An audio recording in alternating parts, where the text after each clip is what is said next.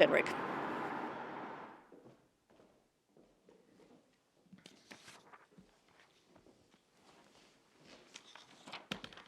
Good afternoon and welcome to the coronavirus press conference from Downing Street. I'm joined this afternoon by Professor Yvonne Doyle, the Medical Director of Public Health England, and Dr Nikki, the Deputy Medical Director for NHS England, who has a particular focus on primary care. Today's data shows that 1,448,010 tests for coronavirus have now been carried out across Great Britain, including 69,463 tests carried out yesterday. 201,101 people have tested positive. That's an increase of 6,111 cases since yesterday. 13,615 people are currently in hospital with coronavirus in Great Britain, down from 13,922 yesterday. And sadly, of those hospitalised with the virus, 30,076 have now died. That's an increase of 649 fatalities since yesterday. Behind those numbers are heartbreaking losses for the loved ones of all those who've died. And once again, our thoughts and our prayers are with their friends and their families. Professor Doyle will provide an update on the latest data on coronavirus. But first, as Communities Secretary, I'd like to take this opportunity to give an update on the work being done locally during the pandemic to keep people safe, to provide support for people's jobs and their businesses, and to prepare for the reopening and the recovery of our local economies. That's why it's appropriate that this afternoon we're joined by regional journalists who are doing so much to keep people informed about how the national effort is being coordinated in our own communities. A free country needs a free press, and the national, the regional and the local newspapers of our country are under significant financial pressure. I'd like to echo the words of the Culture Secretary recently in encouraging everyone who can to buy a newspaper. As I've said before, the battle against coronavirus will be won in every city, in every town and every village across the country. This is truly a national effort. And it's a national effort taking place at a local level. My department, the Ministry of Housing, Communities and Local Government, has played a vital role in bringing people together to tackle the virus.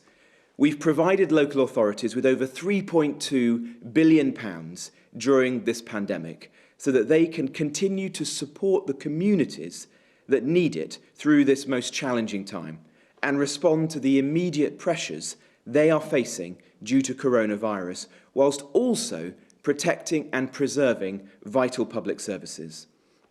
At the start of March, I established a task force to support local resilience forums, known as LRFs, standing them up at a local level across the country to prepare each and every community for a range of different scenarios. There are 38 LRFs in England, which are made up of emergency services, a range of government agencies, health bodies and local authorities. They're headed by some of the most senior and experienced local leaders of the emergency services, of councils, the NHS and others who together are leading their communities through the crisis with the full support of central government. Recognising the unprecedented challenge that we faced, I took the decision to embed within them some of the finest military planners in the world from our armed forces, and I'm very grateful for their hard work in recent weeks. This combined expertise and leadership is ensuring a comprehensive, coordinated and consistent response across the country. Responding to the urgent need for personal protective equipment to reach the front line of the care sector, we've mobilised LRFs to help distribute PPE And thus far, they've delivered over 67 million items in England alone since early April. Together with local councils, they're also assisting us in supporting some of the most vulnerable individuals in their communities. And to date, they've helped us to ensure that 1 million boxes of food and essential supplies have now been delivered to those people identified by the NHS as extremely clinically vulnerable to coronavirus, the shielded. With more than 290,000 boxes being distributed every week, this has been a huge team effort, and I'd like to take this opportunity to thank everyone involved for the role that they've played and will play in the weeks ahead. We're also working very closely with mayors to make sure that we have a coordinated approach to tackling coronavirus at a local level. The government has been determined to ensure that the vital work of keeping people safe in their homes also continues. So with the support of the mayors of London, of the Liverpool City region, of Greater Manchester, of Sheffield, of the West Midlands, and others, we were able to announce the Building Safety Pledge. These mayors have come together because they have a number of the high-rise buildings with highly flammable cladding in their respective regions. And the pledge that we agreed sends a very clear message that vital building safety work must continue, despite the coronavirus pandemic. And we've been joined by 25 local authorities, including 18 in London, who've also given their fulsome support. As work on many of these critical sites was paused early on, it's now slowly starting to reassume as a result of this initiative. And I would urge any building owner or contractor to do so as soon as practical, where it's safe to begin work once again. Now, coronavirus will not stop our mission to level up, to unite, and to unleash the potential of this country. The Prime Minister will set out on Sunday our approach to the second phase of this pandemic. And as we look ahead to supporting businesses as they are able to reopen, my department will lead our work on how our local economies can adapt, evolve, recover, and grow. I will continue to support mayors and local government leaders who will play a critical role in this work. Every local economy now needs a plan to restart and recover. We will be informing these plans with our own detailed work in areas such as how workplaces, from factories to construction sites to offices, can be adapted, how outdoor spaces, leisure and businesses, from parks to high streets to markets, can be managed, and how public transport networks, from the tube to trams to buses, can operate. In each case, guided by scientific and medical advice, we want to ensure appropriate and safe social distancing, providing the public with the confidence to return to work and to return to public spaces and public transport, knowing that it's always safe to do so. We're considering how we can create more room in town centres for pedestrians, how we can make it easier to cycle or walk to work. And we'll work with towns and places whose economies have been hardest hit intensively as the recovery begins. And our commitment to infrastructure investment remains undimmed. For example, over 2/3 of HS2 sites are open. We want infrastructure and construction work to begin again, wherever it's safe to do so. It's clear to everyone that the pandemic is putting huge pressure on economies the world over, and there's no denying the challenges that lie ahead in our own country. But we cannot and will not let this pandemic halt our work to improve connectivity, to provide vital social and cultural infrastructure, and to boost economic growth across the regions. That is how we'll begin to rebuild and to recover from this national emergency. We're working to ensure the right support is available to local businesses. And last week, high street businesses began to receive the £22 billion package designed to mitigate some of the effects of coronavirus, with grants of up to £25,000 being paid into bank accounts of those businesses.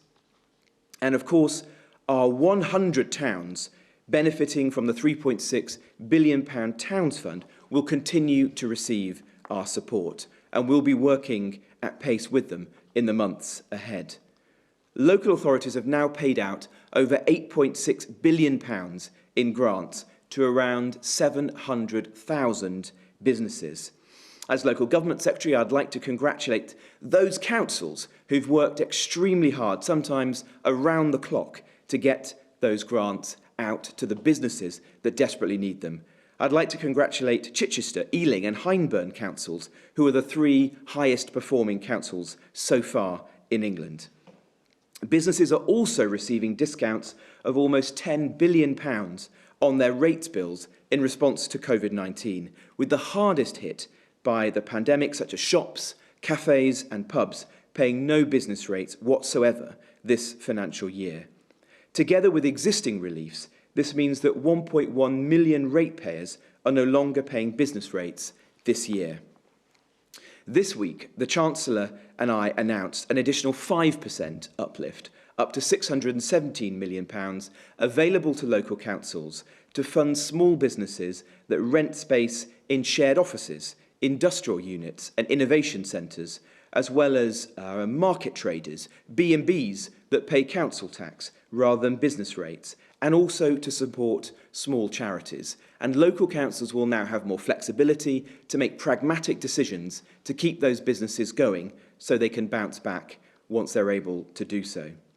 Moving forward, our mission is to ensure everything we can is done to help people to get back to work safely, to reunite friends and family, and to reintroduce the things that make life worth living in a safe way as soon as it's safe to do so. Finally, on Friday, we will be celebrating as a country the 75th anniversary of VE Day. My department, like others, had been helping to plan some of the public celebrations, but we know that, sadly, we'll now need to mark this important occasion from home instead. Cabinet colleagues have been speaking with veterans organised by the Royal British Legion. I had the pleasure earlier this week of speaking to Leslie, a 98-year-old World War II veteran, on the phone. Leslie was full of warmth and wisdom, telling me how he spent VE Day in Siena, having fought his way through North Africa and Italy, and how he would be spending Friday more sedately celebrating at home. He said to me that as we rebuilt and we recovered then, he's certain that we'll do so again this year. I'll now hand over to Dr. Kanani in the first instance, and then to Professor Doyle. Thank you.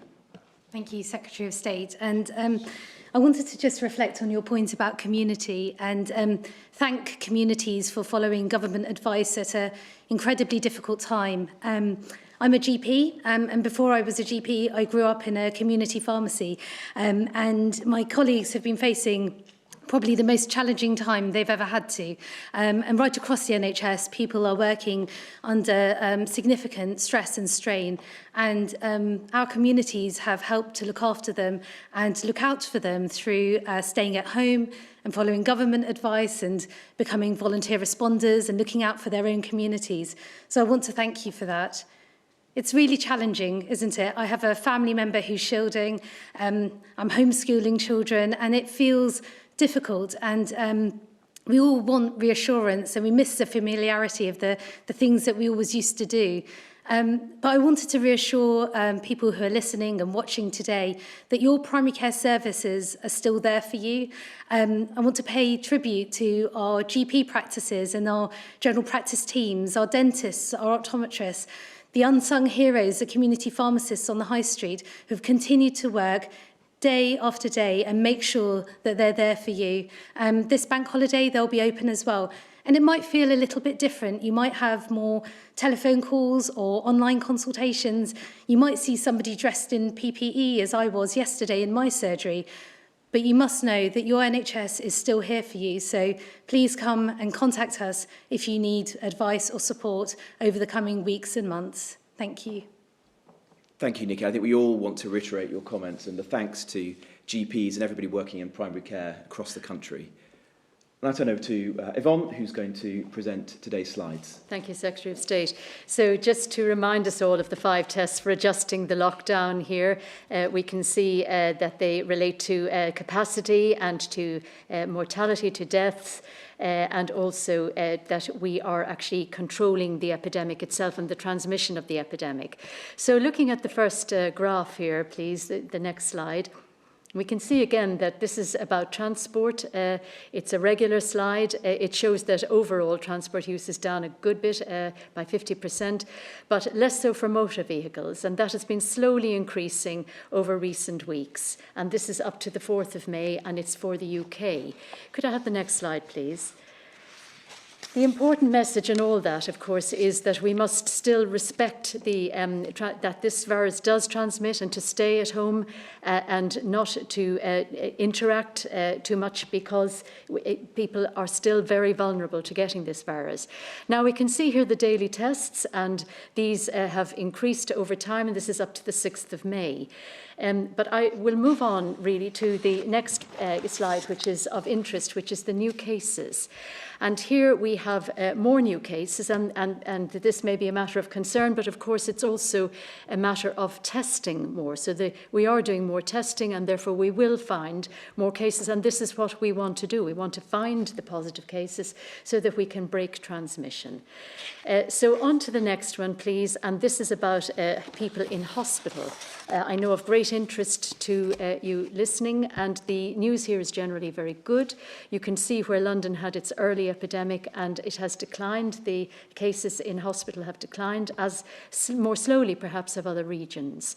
And we see here where the Northwest has now has more cases in hospital than London, but overall we have about 13,000 cases, which is a decrease, and it's good news. And then if we can just look at the most critically ill patients, and this is about critical care beds use throughout the UK. And this is again good news. It's for the 4 countries of the UK. And we can see here where we actually have less than a third of critical care beds being occupied by people with the coronavirus. So good news there, it is declining. And then we look at the recorded deaths. Less good news here in terms of these are very tragic. It is very, very sad. But the trend is good, because it is slowly coming down. And this is a 7-day rolling average for the UK. And as has been said, we have 649 yesterday, and that was a decline, a slow decline. And then finally, 2 slides about the international deaths. So the first one is just the crude numbers. And this, of course, depends on the size of the country. So we have, over 67,000 deaths in the United States, but of course, a big country. And we can see the UK and the European countries there further down. But if we look at the last slide, which is about the rates per million population, then we have taken account of the size of the country, and we can see a different pattern where the UK and European countries are more closely together. And this, I want to say that this really is presented just to show you different ways of looking at death. There are many different ways of looking at death. It is far too early to say how this will eventually result for how countries have fared in this epidemic. We need to give this some time. Most of those who are used to looking at these things would say probably a year. But we thought you would be interested to see. So thank you, Secretary of State. Well, thank you very much, Yvonne. And before we turn to questions from the regional press, we have 2 from members of the public, and the first one is from Edward in Harrogate. Given the excess in critical care beds across the NHS and Nightingale hospitals, my question is, why has the UK suffered a greater number of deaths when compared to countries such as Italy, who had their healthcare systems completely overrun by COVID-19? Well, thank you, Edward, for that question. Why has the UK suffered a higher number of deaths compared to Italy, for example, whose healthcare system was overrun by COVID-19? Well, I think as the Prime Minister has said on a number of occasions now, it is difficult to make international comparisons with certainty today. There will be a time for that, and we have already established the way in which we will measure that in due course, which is a measure of excess deaths. But that is a hard calculation to do with accuracy today. Of course, we want to learn whatever lessons we can do whilst we're still responding to the virus. But I think the time for accurate international comparisons will come in the future. It is more positive, of course, that when we saw those very disturbing scenes earlier in the year in Italy of their very good health service being overwhelmed and were concerned about the potential impact upon the NHS, that we haven't seen those scenes in the UK. We have had sufficient ICU capacity, we have had sufficient ventilator capacity, and of course we've been able to build capacity, for example, with the Nightingale hospitals, some of which have not been used at all so far during the course of the virus. I don't know if, Yvonne, you want to add more about the international perspective. Thank you, Secretary of State. So credit to the NHS for having not been overwhelmed. But in international comparisons, as I have mentioned, countries, Edward, measure in very different ways. They measured this virus number of deaths in different ways. And that is absolutely fine so long as that is consistent in each country. It makes international comparisons very difficult, though, because we are not comparing like with like. And it's worth continuing to stress this because over time, probably the right measures have been outlined by a number of our experts, including our Chief Medical Officer, which would be excess mortality, excess deaths overall in a period of time. And then we will know truly how we have been impacted, but also this is a comparable measure internationally. So we would then be able to understand how we have been impacted internationally as well. Thank you very much. Well, our second question is from Emma from Swansea. And Emma's question is, religion is a huge part of life for many in the UK. Seeing sport prioritised in discussions over other parts of life has been hard to see. How will the government protect the rights of religious communities to practice their faith in community as the lockdown is eased? Well, I think that's a very important question. Obviously, in any part of our lives, the government has been driven by a desire to protect life and has taken expert medical and scientific opinion. But we're very aware that this has been a difficult period for different faith groups. You've seen, for example, the Jewish community having to hold their Seders at Passover by Zoom and without having their friends and family around them. You then saw the same at Easter, where churches were not able to come together, and the Archbishop of Canterbury and Cardinal Nichols and others held their sermons and services over the internet, as in churches across the country. And then at the moment, through Ramadan, friends and family are not able to come together to break fast in the way that they traditionally would. And we know this is very tough, and none of us would want these restrictions to continue a day longer than they need to. But it is right that we stick to the advice, the medical advice at this time, however much it goes against our traditions and our religious beliefs, in order to protect others as well as ourselves. We are in conversation with faith leaders across the country to consider how, when the time is right, they will be able to recommence services in churches and mosques and synagogues across the country. But that moment is not now. We've also been working with them on how we can ensure that funerals and other important events in people's lives are conducted in an appropriate way. And my department has issued guidance to enable people to hold funerals in public spaces, for example, like crematoriums, with close members of their family around them, because none of us want to see scenes, which we did see, unfortunately, on a small number of occasions early on in the virus, of funerals being conducted with few, if anyone, present. That wasn't right. We've issued guidance now, so that shouldn't happen again, and we're working with faith leaders to see how, where appropriate, those funerals can be conducted in churches or other settings like that as well. I don't know if Yvonne or Nikki, you want to add anything to that from No, your I perspective? think as you said, it's important that we work with our communities. We also know that we've seen a difference in how different communities have had COVID-19 infections as well. So there's a lot that we can do to understand how our communities are responding and making sure that communities have what they need during the coming weeks and months. And Secretary of State, Emma, could I just cite my thanks to the various religious leaders that have worked with Public Health England and with the NHS to handle very sensitive issues in a very helpful, proactive way, understanding how very difficult this is for the communities in terms of handling the host, in terms of group gatherings, and then sadly in terms of funerals and respectful handling of bodies. And we have worked very constructively, and for that I am very grateful.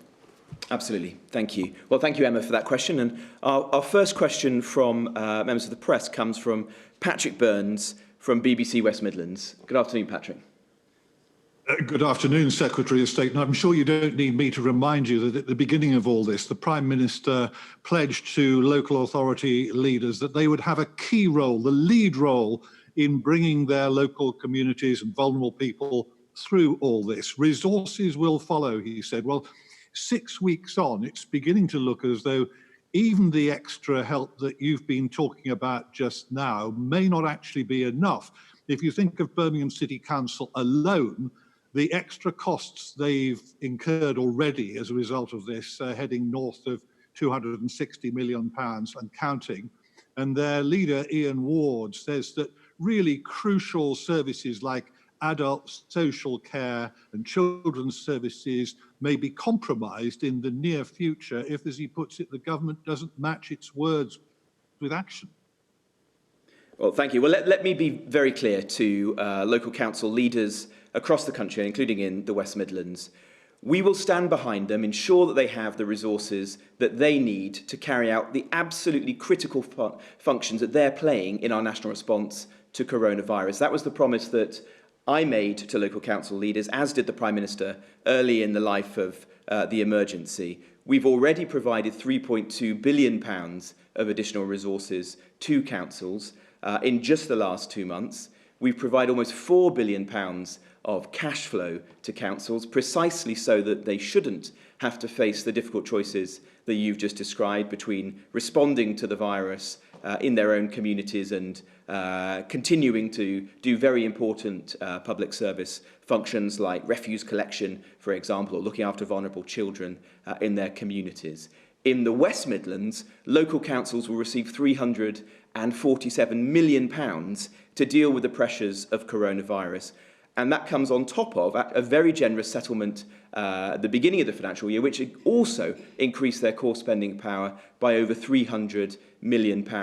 If further resources are required to meet the COVID-related costs that we've asked councils to bear, then obviously we'll take that into consideration in the future. And I've been working very closely with local council leaders and the Mayor in the West Midlands, Andy Street, who's been doing a fantastic job at leading the community forward through a very difficult time. I don't know if there's anything further you'd like to ask, Patrick, or move on to the next question.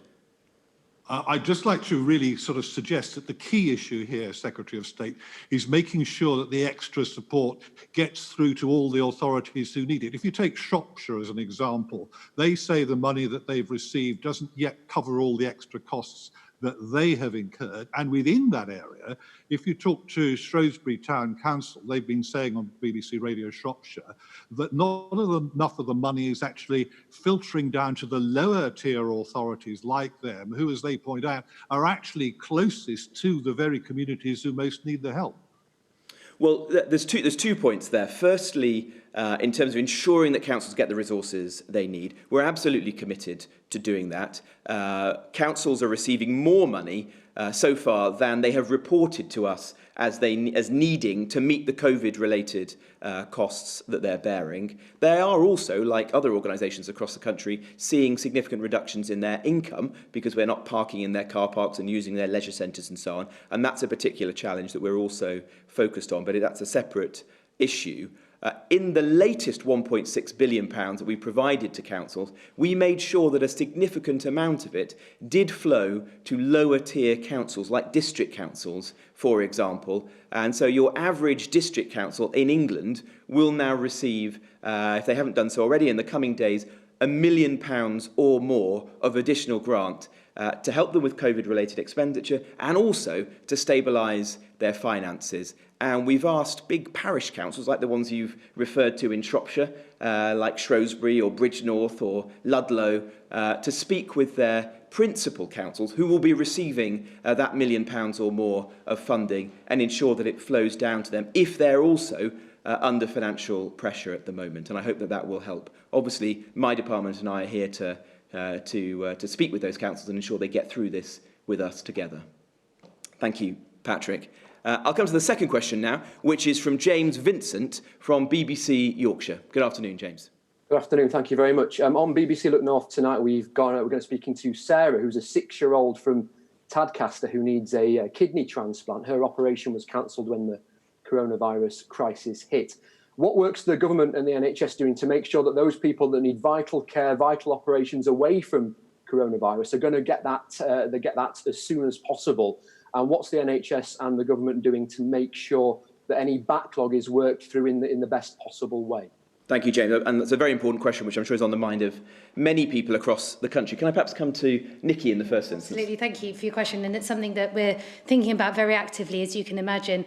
I think it was right that over the last few weeks and months, the NHS made a concerted effort to focus on services that were either urgent for an individual or were related to the COVID response. And we absolutely had to do that. So we had to step away from other procedures and routine reviews that we might have otherwise done. But now, and as Sir Simon Stevens wrote last week, we've asked the whole system to start to think about how to get back to what we call normal services. And there will be some things that we want to keep. So during the pandemic, actually services have revolutionised the way that they've worked, whether that's by using digital technology or developing new ways of caring for patients.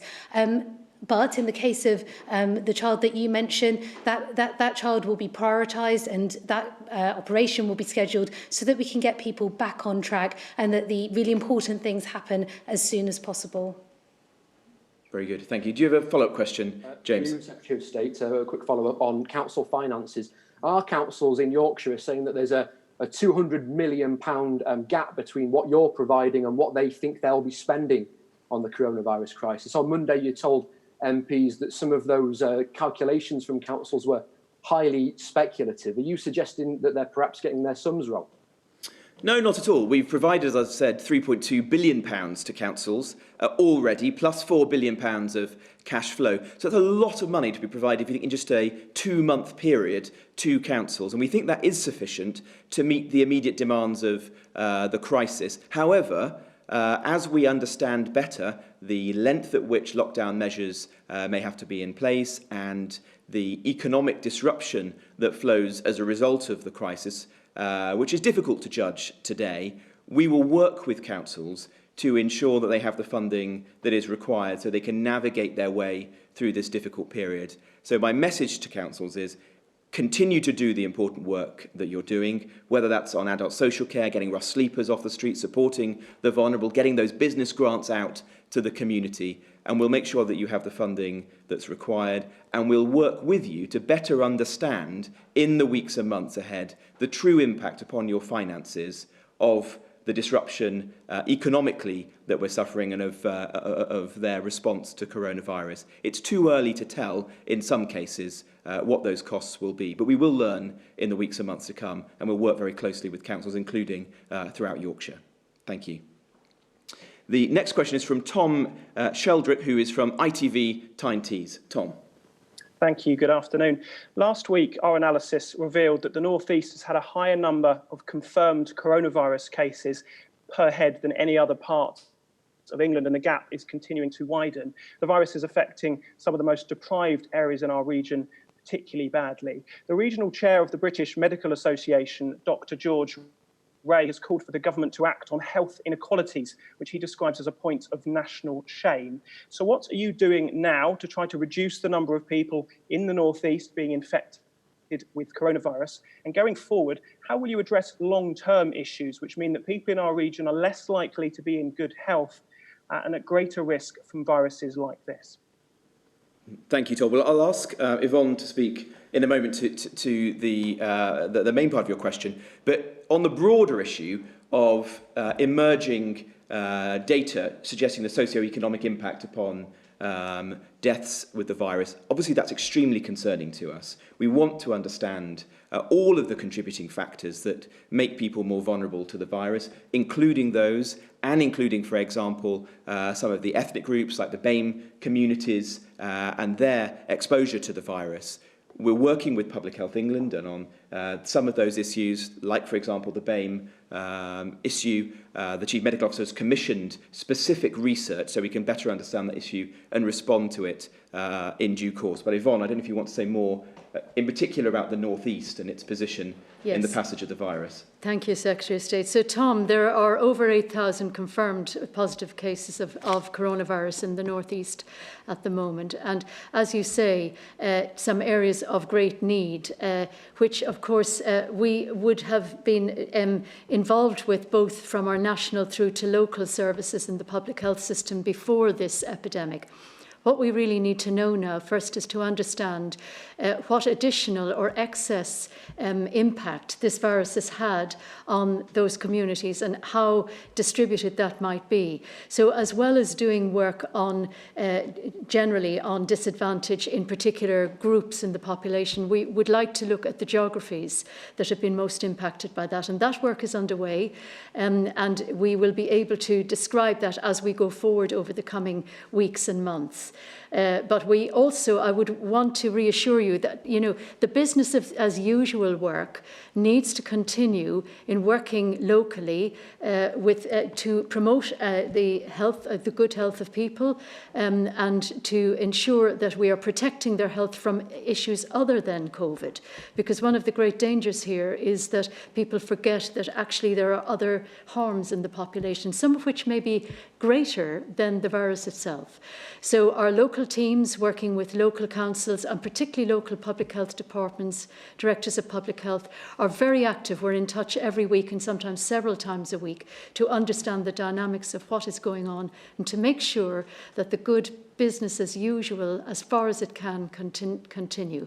And just one concern is, of course, that where services have had to stop, for instance, immunisation or smoking cessation, that we actually move as soon as we can, when it's safe, to re-establish the preventive services as well.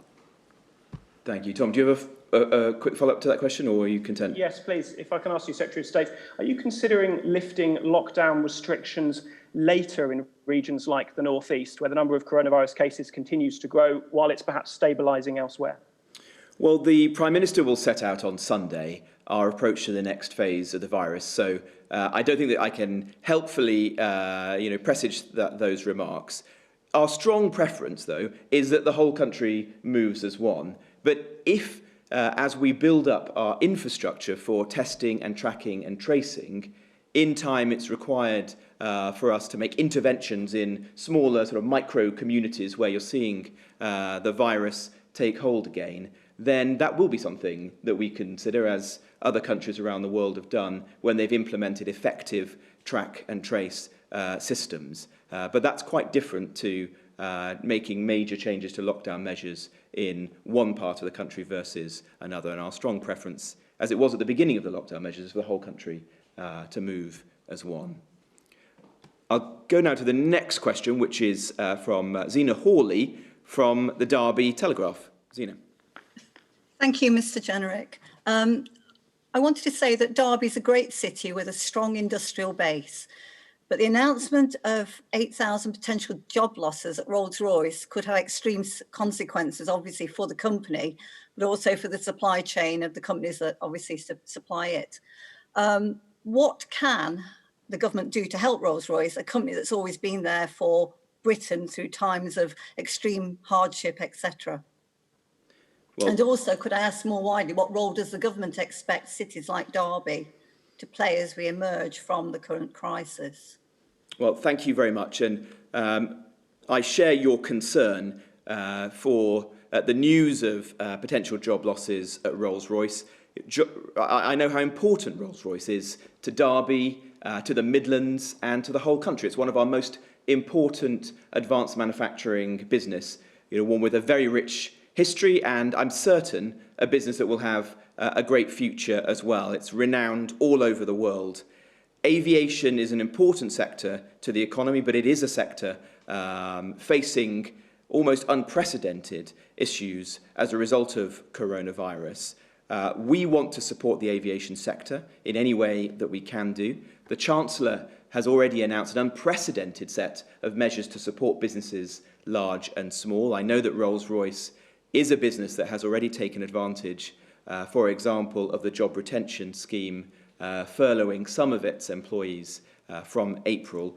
We're going to work closely with the sector, and we've said before that we're willing to consider situations where we would support individual firms, but obviously only when they've worked through the existing government schemes and other ways in which they might be able to raise finance commercially or through existing shareholders.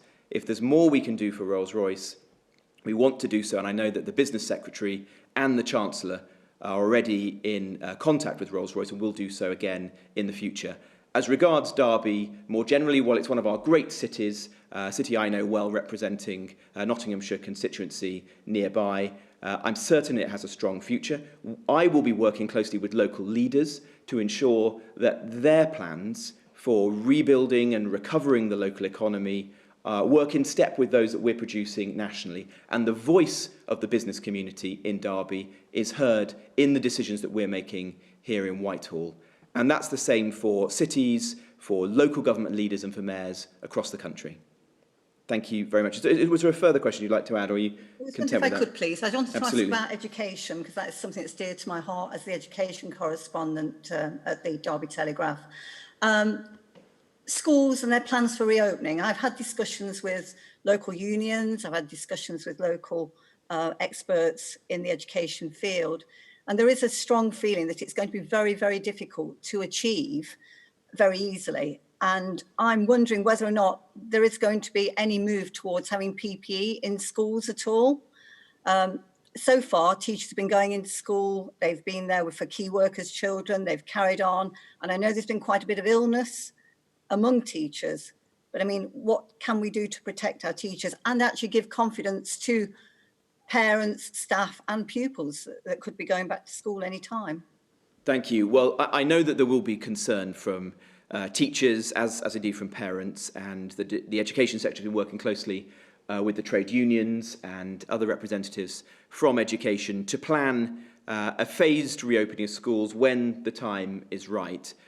We have taken scientific advice with respect to the level of PPE that might be required in schools, and I'll let Yvonne speak to that perhaps in a moment, who's better placed than I will. But as I understand it, the advice is that staff in non-residential education settings don't require PPE, but we will obviously keep that under close review.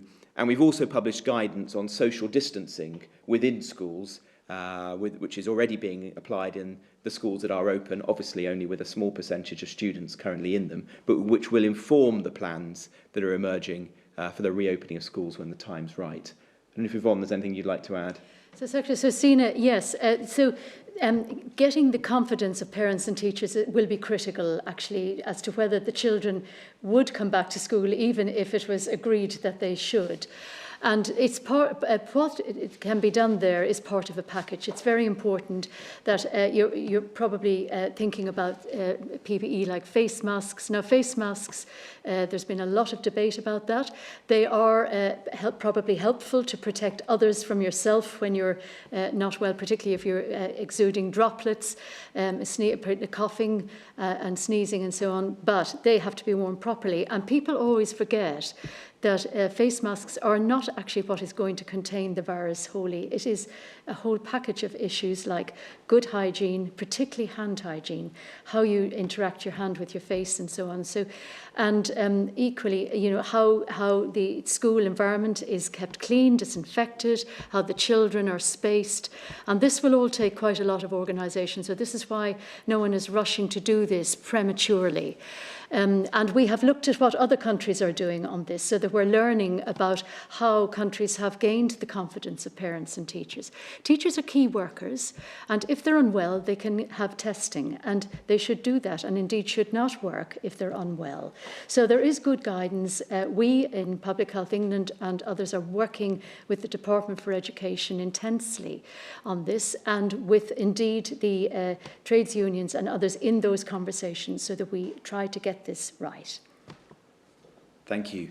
Very helpful. Welcome to the next question now, which is from Keith Rossiter. And Keith is from Cornwall Live and the Western Morning News. Good afternoon, Keith. Good afternoon, Secretary of State. Well, thanks for encouraging your viewers to go out and buy a copy of the newspaper. Cornwall relies heavily on tourism and the hospitality industry, and our hoteliers, publicans and resorts fear that they could lose the whole year if they don't reopen by July. If that happens, what will the government do to support them? Thank you. Well, I think we all understand that many businesses across the country are suffering, but those in hospitality are particularly poorly equipped to cope with what's happening at the moment. And an economy such as the South West, which is so heavily dependent on tourism, will be very significantly impacted. The package of measures that the Chancellor has already brought forward are helping businesses in Cornwall. I think South West councils will receive over £1.5 billion of business support, and there's 126,000 businesses within the South West who are eligible for those grants. I know that Cornwall Council is one of the best in the country for getting those grants out to the businesses who really need them. They've already paid out £202 million worth of grants to 17,789 firms, which is one of the highest in England. And I pay tribute to the officers at Cornwall Council for doing that. The Prime Minister has said today that if further interventions are required to support a sector like tourism or hospitality, we will obviously consider that and bring forward appropriate measures when they're needed. We know that it's going to be very difficult for them in the months to come, and we want to try to guide their path through this period so that they, like the rest of the economy, can bounce back when we're able to reopen in due course. Keith, I don't know if you have a second question. Yes, I do. Thank you. Sir Patrick Vallance earlier in the week suggested that, or hinted that some regions could come out of lockdown sooner. And we saw from one of the slides earlier that the South West has the lowest number of cases. If we were released sooner, what support would there be for Devon and Cornwall police, who are already very overstretched, to prevent a large-scale invasion of holiday makers? Well, I'll perhaps turn to Yvonne to speak about the regional disparities in the path of the virus and how we might respond to that, including through tracking and tracing. In terms of local councils and the emergency services and ensuring that they have the support that's required, as I've said earlier, we're providing additional funding to forces, and the Home Secretary is speaking with national police chiefs to ensure that they have the right guidance and consistent messaging that they can use to enforce the lockdown rules where that's required. And as we've seen so far, the vast majority of members of the public have chosen to do so and to adhere to the messaging. And most police forces have been able to support the lockdown measures through consent, which is the way we want to do things in this country. But in the isolated number of cases where that's not been possible, obviously they've also had tools at their disposal to fine and to enforce the lockdown. Yvonne. So thank you, Secretary of State. So Keith, there are over 14,000 confirmed cases in Cornwall. And saying that it's a big county, so actually the epidemic seems to have had somewhat less impact in the southwest. And we need to be absolutely sure that it stays that way. So we're watching it very carefully and hopefully it will. Now, if and when restrictions ease on the way people are living lives at the moment, it will be very important that we don't begin to see the re-emergence of transmission. And what Secretary of State has been describing is this major programme that we are actually trialling at the moment through the use of an app in the Isle of Wight, but will be much broader than that. It will be really a population-based programme to ensure that people who are unwell, particularly with the symptoms of this virus, are isolated pretty quickly and tested quickly, and that their contacts, particularly their immediate contacts, the ones that matter, are also informed and can take action. And that will absolutely be key to gradually releasing life back to a changed normal. And that programme is being launched this month, and it's very important that we're confident that that works well. Thank you, and thank you, Keith, for your questions. If I may now go to the last question, which is from Chris Young. And Chris is the local democracy reporter based at the Telegraph and Argus in Bradford. Good afternoon, Chris. Good afternoon. The past few weeks, there's been many student nurses, paramedics and midwives called to the front line of the NHS to help with the current pandemic, and many of them in Bradford. Now, due to changes made a couple of years ago by the government, the current cohort of final year student nurses are having to pay their fees without the support of bursaries.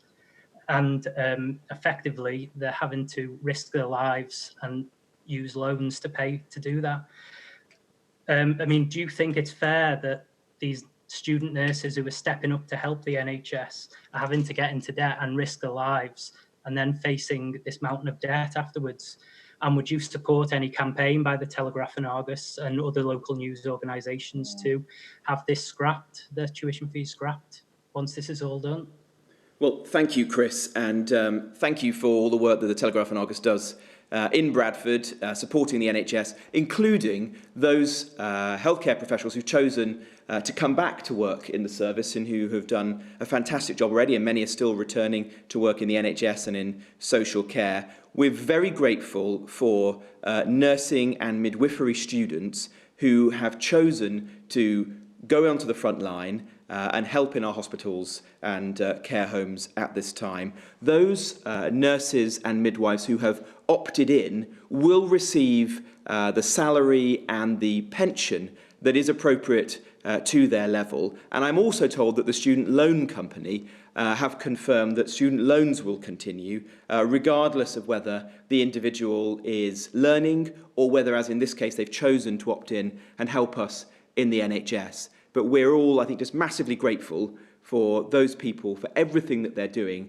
on the front line. I don't know if, Nikki, you want to say anything more about the returners and yes, those people who've been absolutely. volunteering? Thank you, Secretary of State. I'll just echo your thanks, first of all. We've seen an incredible number of not just our students coming to work at a really challenging time across all the professions, but a huge number of staff coming back, so people who've retired or who've left the NHS thinking that they want to come back and work with us and support our patients. So I'm incredibly grateful to them. We hope that some of those people who've returned will want to stay with us as well. So we're looking now to create different ways of working so that those members of staff who've come back and joined us can stay working with us. And that could be different ways, so digitally, remotely, working with their local practices in the case of primary care. But we really do thank them, and we really value the time that they've given us at a very challenging time. Great, thank you. Chris, is there a follow-up you'd like to ask? Just one last question. It seems like a long time ago now, but early March, the government announced in the budget, a lot of support for Yorkshire and Bradford, devolution and a huge amount of funding. Obviously, a lot has changed since then. A lot of this funding was seen as vital to help areas like Bradford regenerate. With all that's changed, can there be any guarantee that all these projects, this funding, devolution is still going to be there, or are places like Bradford back to the drawing board after this? Well, thank you. That's a very important question to end this afternoon's press conference on. This government was elected on a platform of levelling up and uniting the whole country, and we have absolutely no intention of stalling those plans. And in fact, unfortunately, some of those places that we were already focused on, already working with, are exactly the sorts of communities and economies that are likely to be most hit by the economic disruption that's going to come out of coronavirus. And so it is extremely important that we return. We are going to leave that last question there at the daily briefing because it's almost time for the 6 o'clock news. George Alagaya is here now, though. The weather with Helen Willits.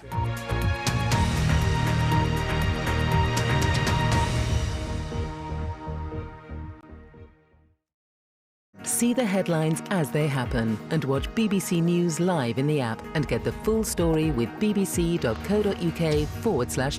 Follow the story for all the latest with BBC News.